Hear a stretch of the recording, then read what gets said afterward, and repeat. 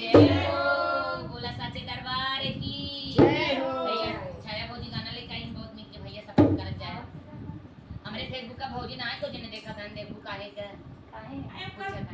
हम देखे था भौजी लोग के डाल दो देखा के सब देखे कैसे डाली भौजी हम देखा कमेंट करे हां भौजी तू गए हो तो हां देख रहा है चैनल YouTube पे बाय फेसबुक के ऊपर आपके समाज में नहीं जाइए तो अरे तू ओए जितना भैया रे यूट्यूब पर फैन होता नहीं जने एक नजर दौड़ाए थे हां मैं इतना तो बहन हो कितना फेसबुक